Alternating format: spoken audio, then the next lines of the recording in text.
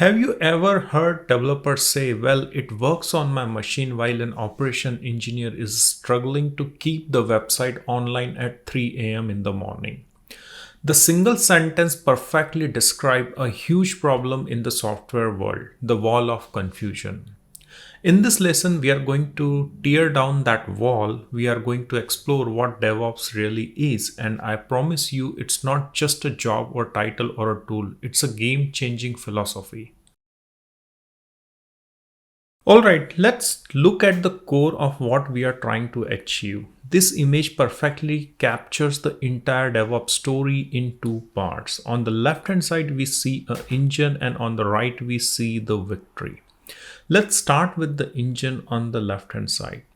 This isn't a straight line, it's a continuous and infinite loop, and it has two critical parts. First, we have a development represented by the code symbol in the logo which you see over here.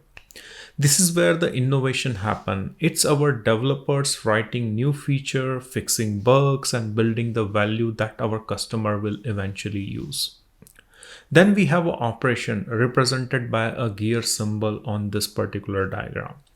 This is a team responsible for stability, performance, reliability, and keep the system running smoothly. They are the guardian of our production environment. Now, in the old world, these two teams were in a separate silos. Development would throw code over the wall to the operations team. But look at these arrows in DevOps. This is a fluid continuous cycle. Development pushes new code and operation provides a constant feedback from the live environment, performance data, error logs, user behavior. That feedback flows immediately back to the development, making the next iteration of a code even better. It's a flywheel of consistent improvement. And what does this engine produce? It produces releases, but not the scary monolith once a year release which we did in the past. This is loop which allows us to deliver steady, predictable stream of smaller, safer releases, getting value to our user faster than ever before. So, what is the ultimate goal of this particular engine? What does success feels like? It looks like this. This picture on the right is the most important part. This isn't just a monitor saying deployment successful. Look closer. It's a picture of a unified team. This is the end of the wall of the confusion. There is no finger pointing. There is no us versus them. What you see here is a shared ownership. The developer and the operator are not on opposing side. They are partners. They build it together, they deploy it together, and now they are celebrating the success together. This is high five is the result of breaking down the silos. It's the human outcome of technical process on the left. So when you think of a DevOps, remember this image. It's a powerful technical loop that enable a culture of collaboration leading to one simple shared goal, successful deployment, and the team that wins together. Now that we understand the goal of a DevOps is collaboration, let's look at the process we use to achieve it. This is the DevOps lifecycle. Think of it as a step-by-step journey we can take to guide an idea from an initial plan all the way to a live application in the hand of our end users. Let's walk through it phase by phase. From the left, you can see the first phase is the plan phase, where it all begins. This isn't just about developer deciding what to do. This is a collaborative effort where we define the vision, prioritize the feature, and create a backlog based on the business value and the user needs. The second phase is code, where the plan becomes the reality. Our developer get to work writing the code for the feature and fixes what we have planned. This is a creative building block of the entire process. The third phase is the build phase. Once the code is committed, our automation kicks in, the system automatically compiles the code, bring all the pieces together, creates a runnable artifact. Think of it as assembling all the raw ingredient into a finished dish ready for testing. The fourth phase is the test. This is our quality gate. Before anything goes further, a battery of automated tests are run. Unit test, integration test, security check to find and fix the bugs early. The goal is to ensure that what we have built is robust and is expected to work in the production.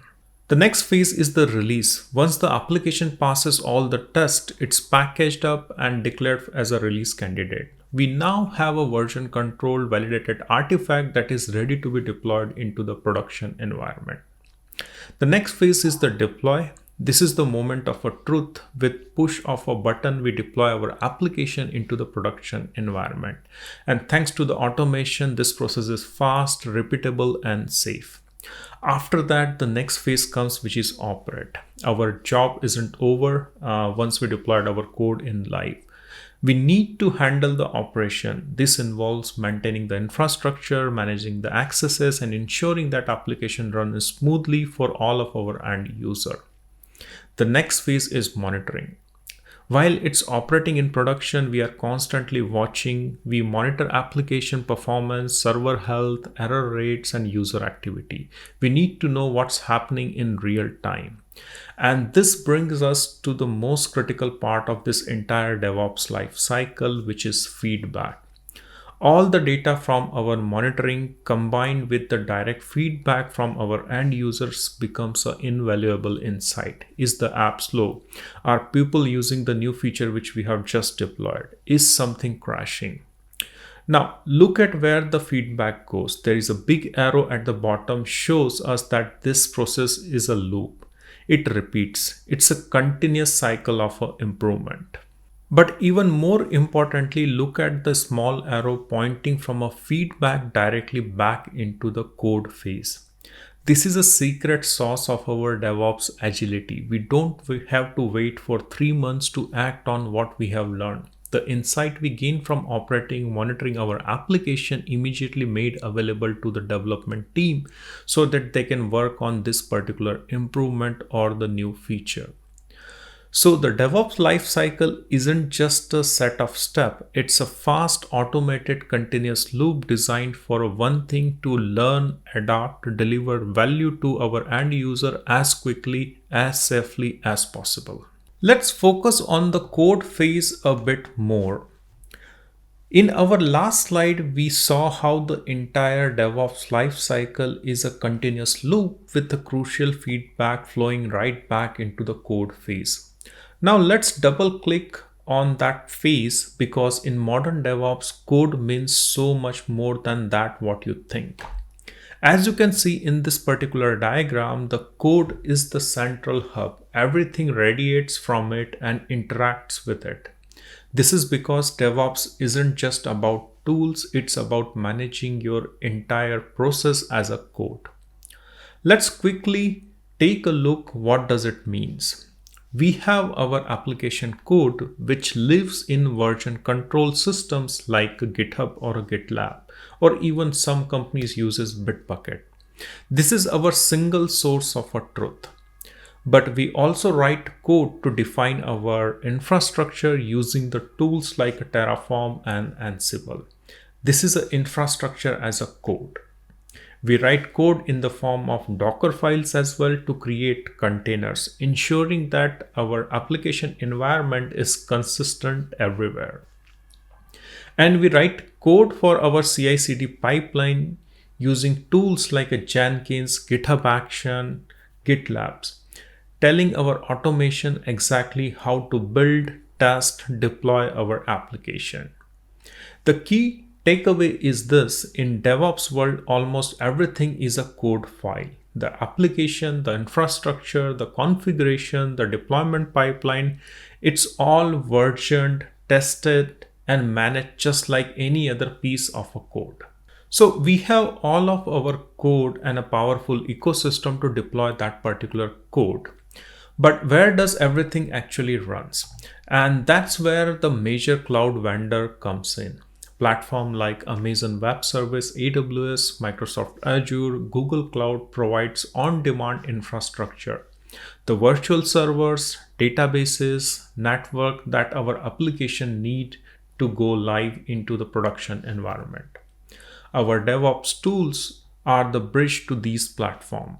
We use a tool like Terraform to write a code that provisions the servers on AWS. We use Jenkins to deploy our Docker container to Kubernetes cluster running on any of the cloud vendor. In essence, the tool on the right gives us the power to automate, and the cloud platform on the left provide the flexible, scalable environment to execute that automation.